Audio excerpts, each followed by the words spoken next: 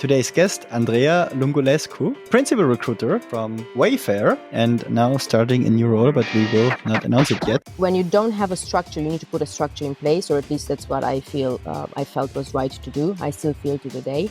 And working on building a strategy with the CEO at the time and the CTO, exactly doing what you said, prioritizing what is our main focus, what's focus number 2 and 3 and why, and how are we going to tackle them. So I was all of a sudden responsible to come up with things I've never done before, right? Build a whole recruitment strategy and then execute it as well, right? So whatever I was building, I needed to be mindful enough. Andreea, be careful what you get yourself into, because you will have to then put this in practice. It was absolutely mind-blowing because we have done a lot of employer branding. We have done a lot of hiring. We built an entire data science team from scratch. We built brand ambassadors from within. We've built sourcing strategies, a ton of things ourselves. And we managed to execute them, and actually it led to really quite remarkable outcomes in terms of hiring.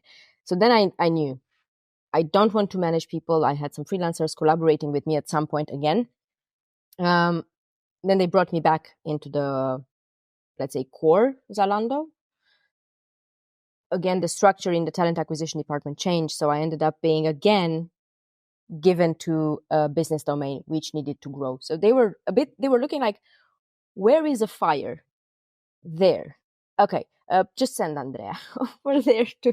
It was me really and another colleague. She's quite similar to me in this regard. And we were just being sent in the fiery places to put order in it.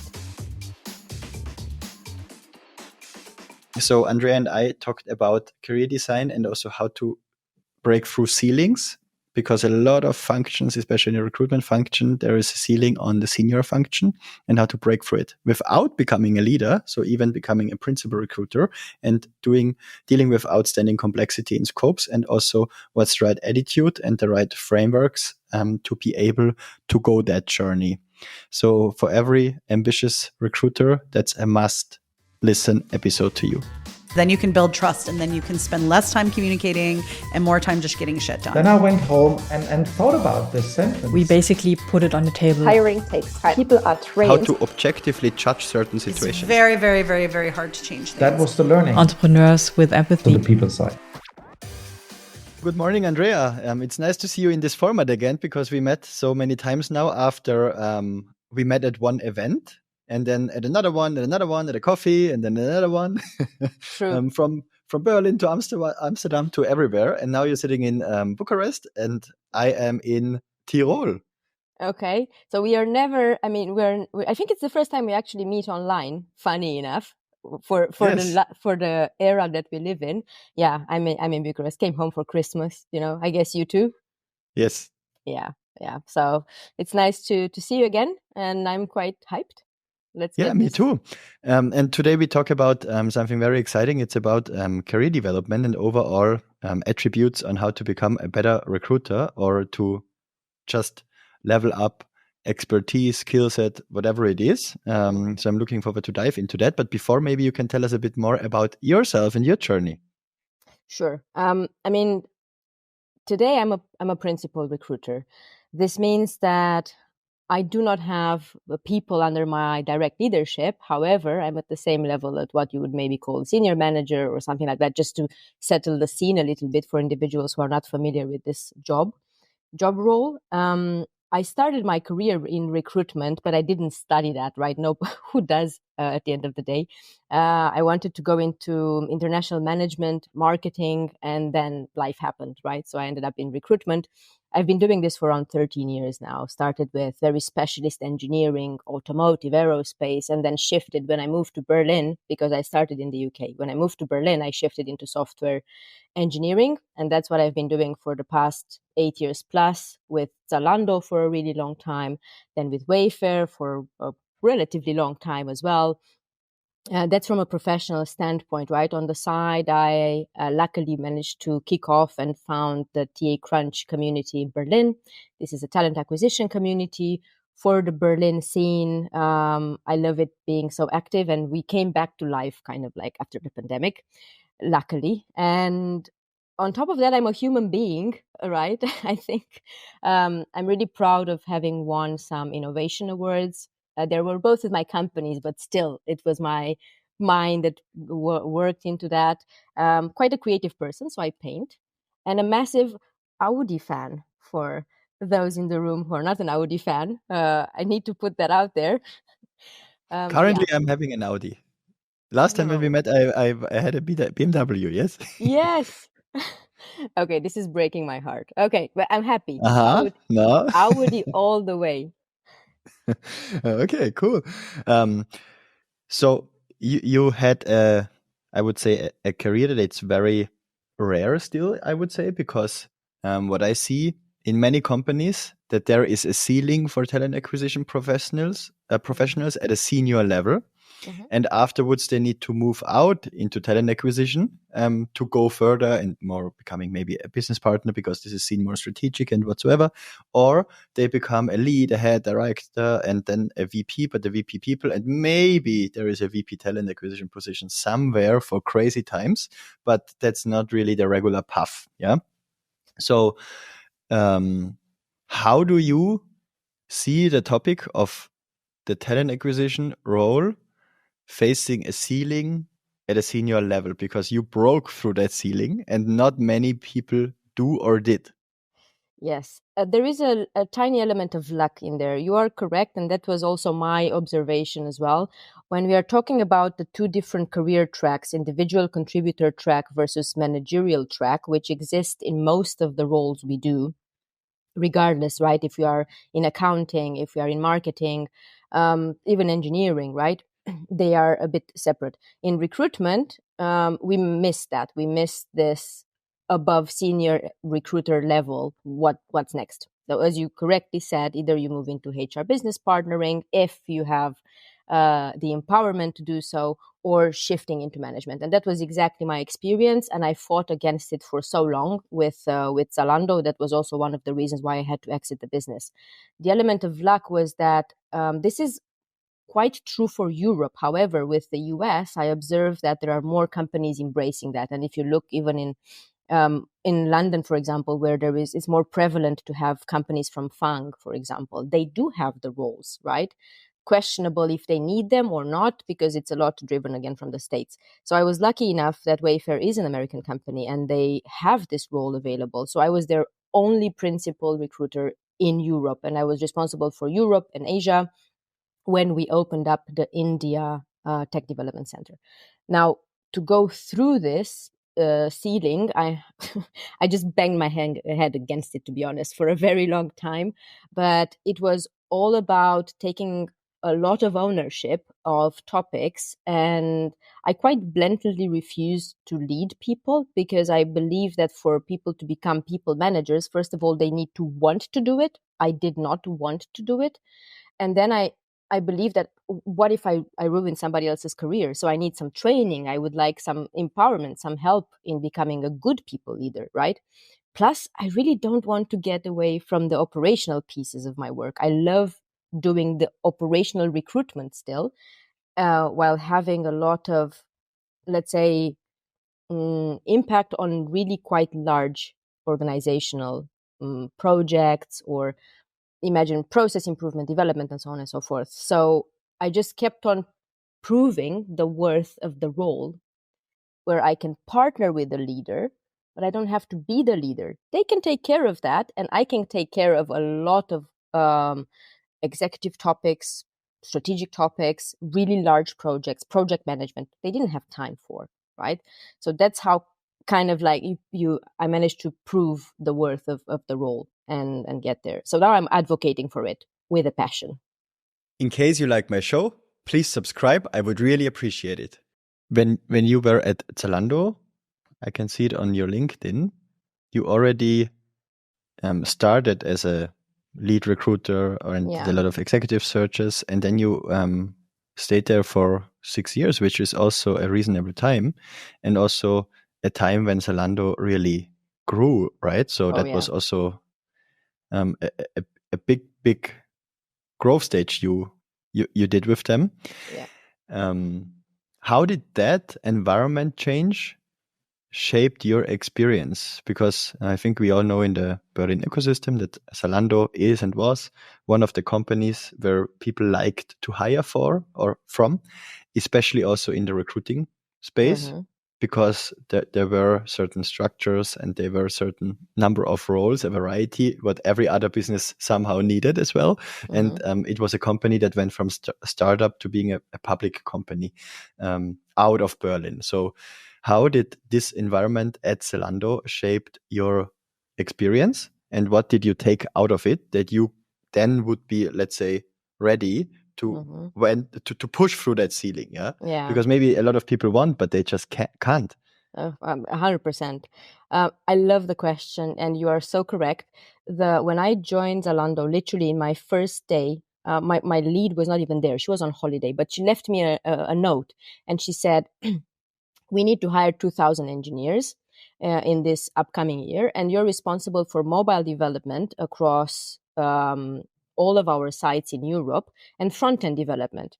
And for me, it was like, okay, I didn't understand what that means really. So I was like, okay, we'll just do it.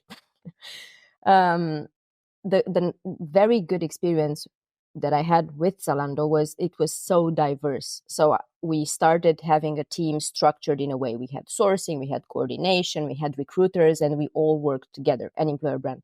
We all worked together under the same umbrella. Then this changed and we became clustered, right? A sourcer, a coordinator, or multiple, a recruiter working on this domain or that domain. Then we changed again. So we experienced change so often, but it was really well managed most of the time. So that helped a lot. Now, I think to actually try and answer your question a bit more precisely, the things that I observed were the most impactful first of all, for my own understanding of what I want to do. And second of all, to allow me to test and see if I have the skill set, the capabilities, the interest in doing these things. But at one point, Zalando had 6 startups internally built, right? Which one? We were testing some of them that I can remember. One of them was connected retail. This was connecting with stores externally, right? So we were allowing stores to sell directly on the Zalando platform. Another one was Zalon, which was our personal styling kind of. So we had stylists that were working with individuals and so on and so forth. Another one started as a startup, which was called Zalando Media Solutions is now, but it was marketing solutions back in the day. This was referring to advertising. I think all the influencer platform from Zalando started from there, right? These are just the 3 I remember.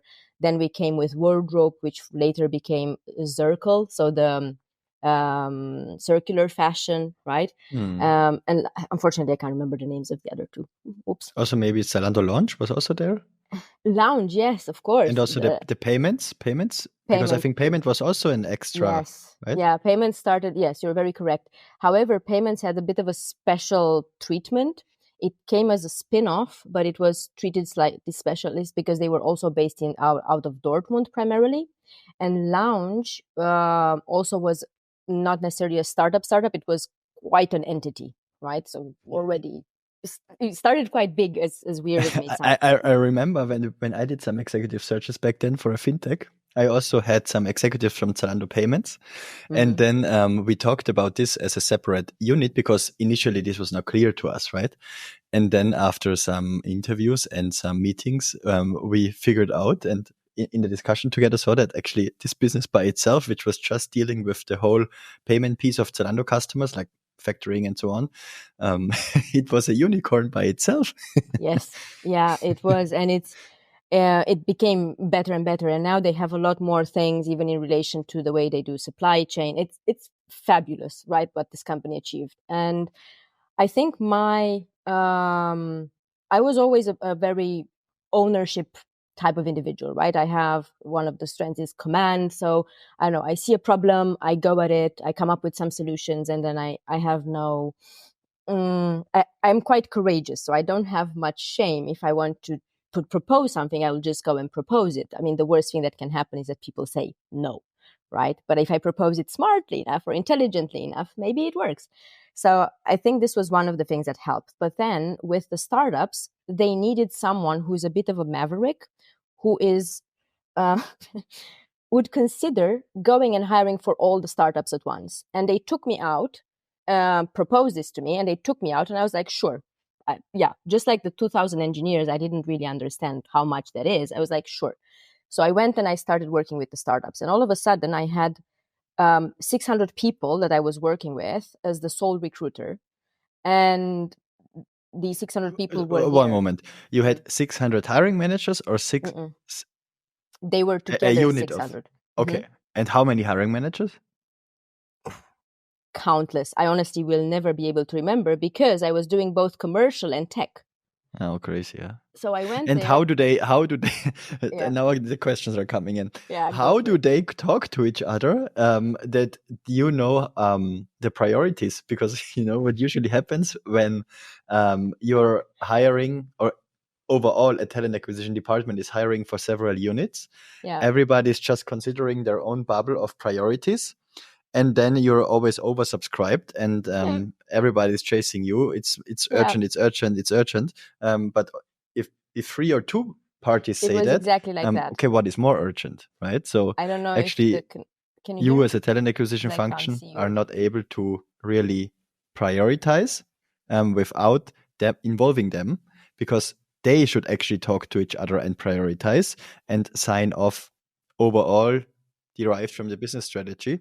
So usually you as a talent acquisition professional cannot prioritize for 2 or 3 different parties, because this should be an overall authority or a strategy to derive the priorities from, right? So how did you handle prioritization?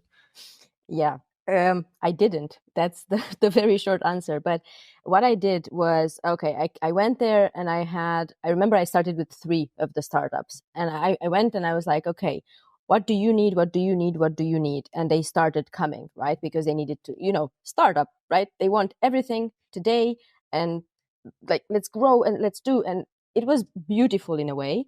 So what I did, I tried to just put everything down on paper and then look at it. And then I realized very soon, yeah, this is never going to work. I'm just one human being. And with all my best intentions, I can't help them out. So I put all of this down on paper, and then I went back to my business, to my domain, right, to the leaders and so on. And I was like, yeah, I don't know how you propose that we handle this, but one human being is not sufficient. So we got some freelancers coming in. The prioritization actually never really happened like that, right? When we looked at the information that I was provided with, it felt like it's a bit who screams the loudest. And I think it actually was a bit like that, right? So one of the business unit has more, let's say, had more of a financial impact on the overall Zalando bottom line. And I think they were being given priority from a hiring perspective. And then the rest was a bit like who screams the loudest in a way, which wasn't great, right?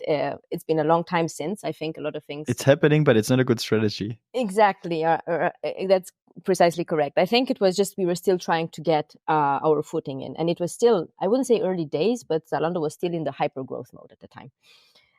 What ended up happening, we brought some freelancers in, we got some other recruiters from the other business units to collaborate with me on some things, and then we were pushing things out. So you take care of that, you take care of that. And at some point, for some of the business units, I ended up being the glue. So a bit of a project manager. I still don't want to think I was a lead of anyone, but because I wasn't managing them, but I was trying to manage the operational pieces of it. Until at some point, we made the decision that there was one specific business unit, and that was Zalon, which really needed to ramp up. They needed a full new department, which was data science. They needed to completely shuffle internally the resources and focus on both commercial and tech. And they took me and put me just there.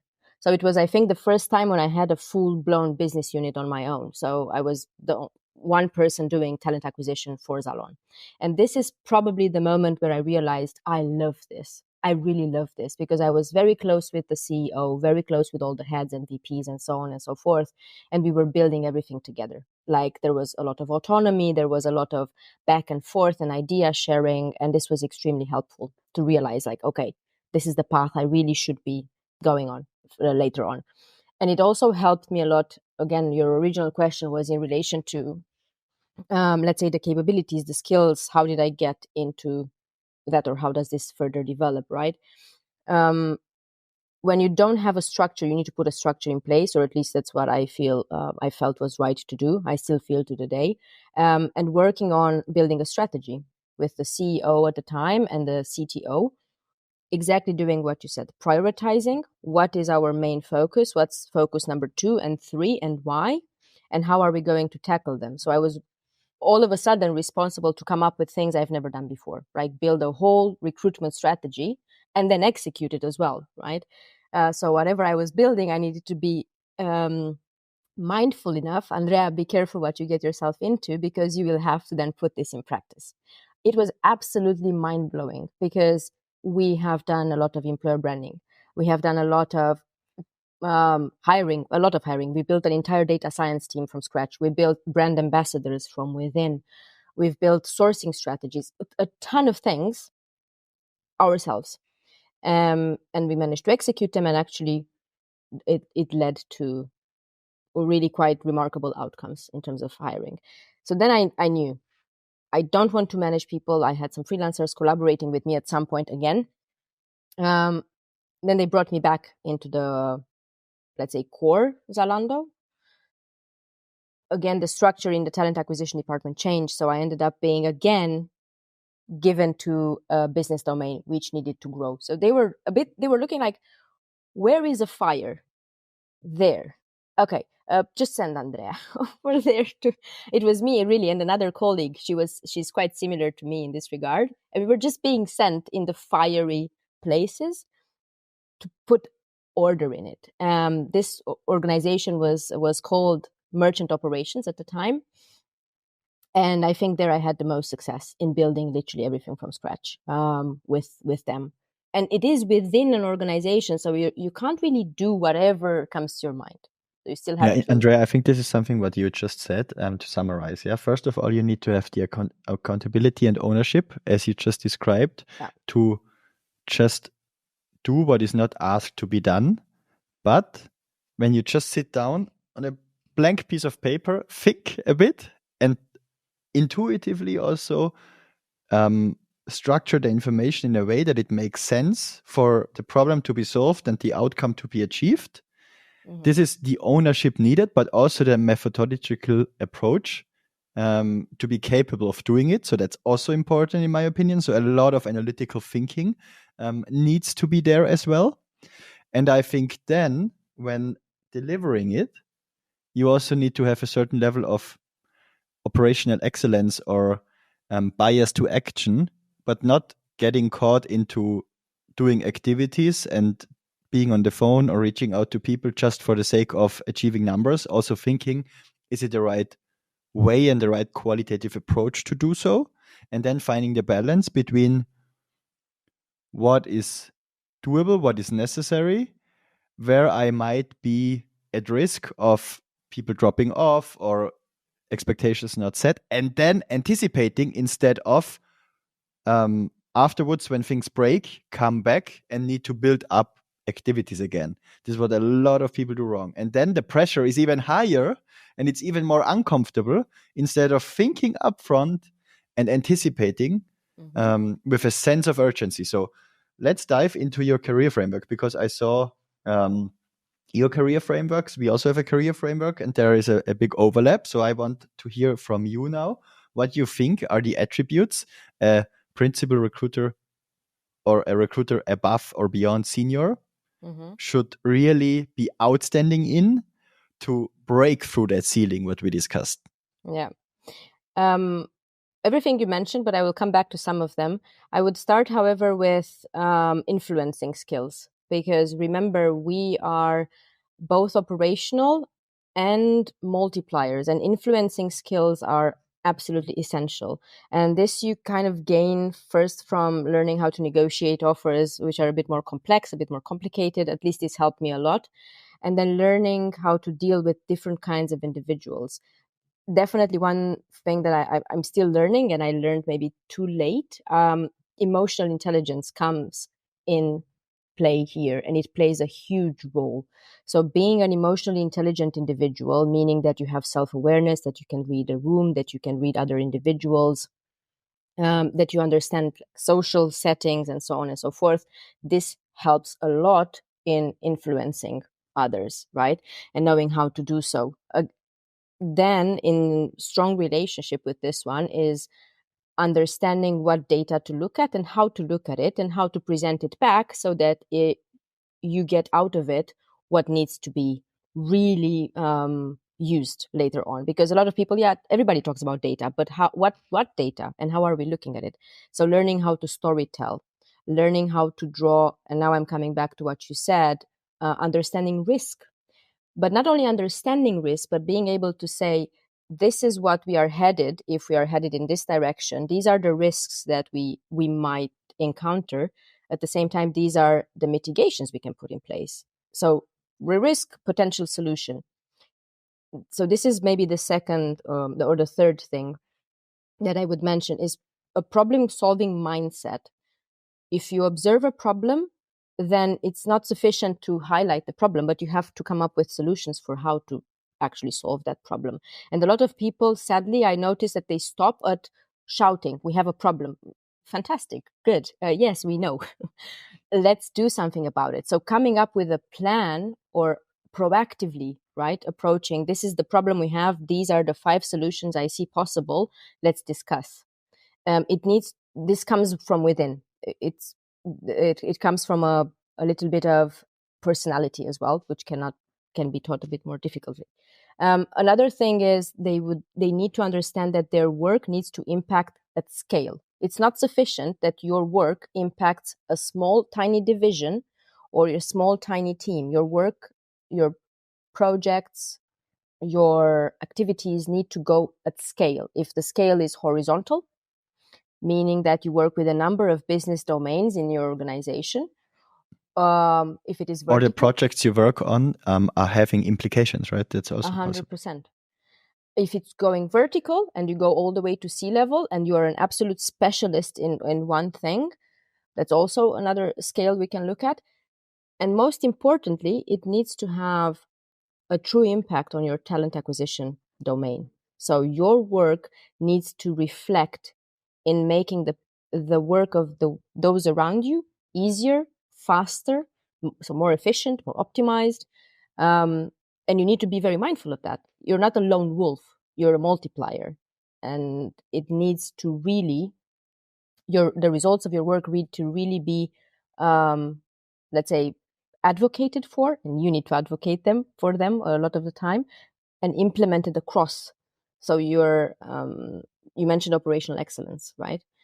Imagine that you need to kind of become that person that people look at for operational excellence when it comes to talent acquisition matters, which are not related to performance management or people leadership, but everything else. We struggle with a sourcing strategy for diversity and inclusion. Who do we go to? Probably your principal, right? Or at least we want to develop a big diversity and inclusion sourcing strategy.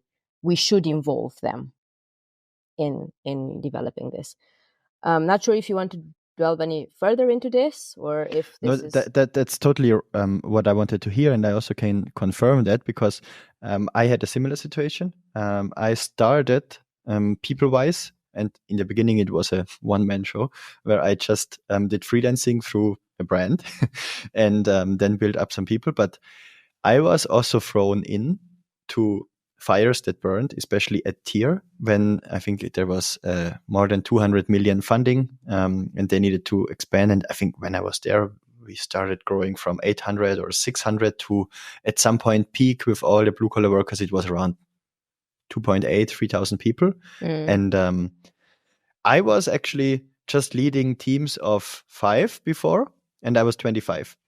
And then I just had this approach, as you mentioned, understanding the problem, sitting down, structuring information, anticipating proactively without being asked, looking into problems where I knew, okay, there would be a solution necessary, but nobody sees it. I just propose it. And I don't even say that I should do it. I just think that something in this direction needs to happen. What happened naturally? It went through the business. And executives said, aha, yeah, we need somebody to do that. So who said that? Okay, it was Thomas. Okay, then put him there. Let him do it. Suddenly I got a call. So you should run the department now. And suddenly I was 25 leading 30 people. I never had done something like this before. So I needed to think. Yeah. And in the beginning it was really intense. But everything what you just mentioned is also what I did, and it worked. Yeah. And you had the people leadership responsibility, and this is something that I pushed away, at least until now. And I do believe that there is a synergy, and there should be a synergy. Look at the engineering job family. In engineering, more often than not, they would have a people leader in some capacity, and they are still a technical person, and they have a principal or a senior principal or so on and so forth. I'm referring primarily to the more, let's say, to the organizations which grew to a specific size, right? HelloFresh, Wayfair, Zalando. Yes, even smaller ones. These are, 15,000 plus people, right? But even smaller ones, 2,000 people, 1,000 people, even they have such diversion, and they are complementing each other, because the experience one brings is not the experience the other brings, but together. And this is, I think, a very good point, because I think especially for engineering, the whole principle piece is really on complex technical pieces. Yeah. Yes. But of course, they can train and mentor other people, but more on the functional piece, how I understand it always. And then there is maybe a director VP, and these are the engineering leaders who get more commercial and need to understand the full business and the organizational piece. But they're then maybe not even good or cannot code anymore or don't want to. So they would never be a good principal engineer, maybe. Or they could not even do it because the level of expertise is not there. But complementary, as you said, it's a very powerful combination, because you have this technical piece and also then the leadership or the management piece, because leadership can be both, but management would be more the organizational piece. Yeah. With budget and all the budget and all the boring stuff. And there is another thing. There is also, I think people forget about the human element. We push people into jobs because we have nothing to do with them. And we risk so much. That's my honest opinion. We risk so much of having the jobs of others completely destroyed. And I do have examples from my network where this happened. Just because somebody wants to grow in this title and have this bombastic title associated with them, but they forget the impact they have on other people's lives. And this is the human aspect should not be forgotten, right? Do they want to be a people leader? Maybe they do, or do they not, right? Definitely. In case you have any feedback or anything you want to share with me, please send me an email on thomas@peoplewise.com or hit me up on LinkedIn. And in case you really enjoy the show, please subscribe. I would really appreciate it. And I think that's something what we could talk about through many examples, because I also have so many. And I think the takeaway should be for everybody taking full ownership, because I think there is also a really good book. The Obstacle is the Way. It's about independent of the circumstance and situation, you find somehow a solution and something positive in it, and you go after it. Yeah. And that's called stoicism, I guess. But this is something I think where everybody can train him or herself on. And this is something, if you want to become an entrepreneur, a director, going beyond the senior regular function, just breaking through any ceilings. This is something in terms of mindset, what is just leveraging your way of becoming it. Did you read something like this, or is it just your nature? It's from a percentage wise, I think it's more my nature. And I told you that one of my strengths are generally in this influence area and executive area. I didn't even know, right, that they are categorized like that when I started realizing these things.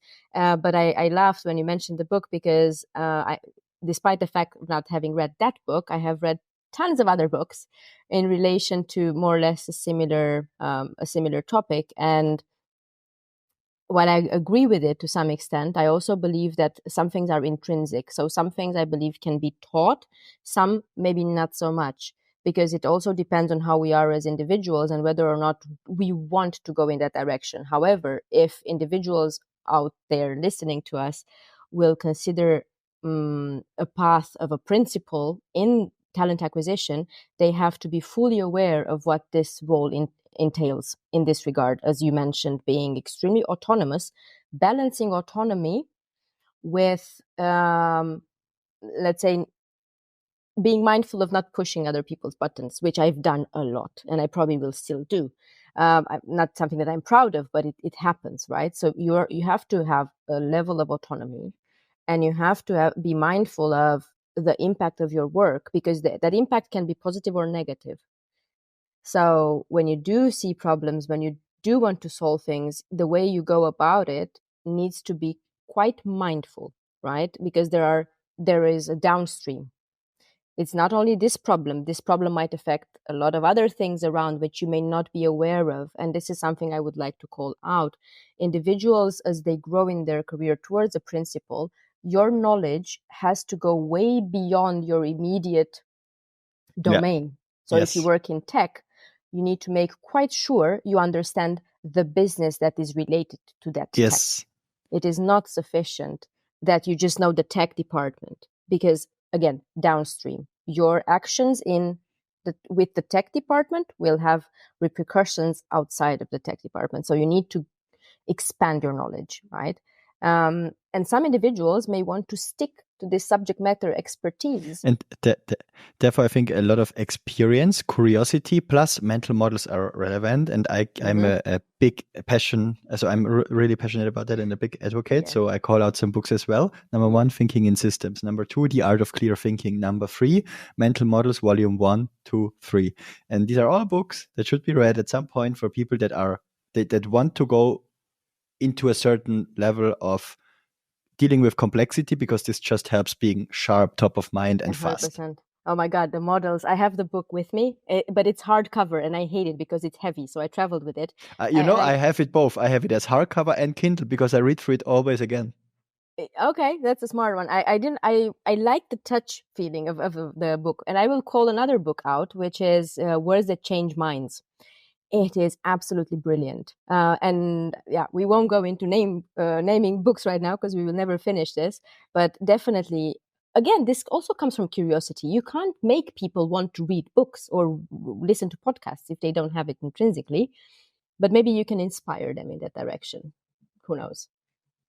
Yes, Andreea, we are at the end. We need to stop now. It was really great talking to you. And I'm looking forward to see you again in Berlin. You have such a sharp way of ending things. Thanks, Thomas. Good to speak to you as well. And I'm looking forward to the continuation of this.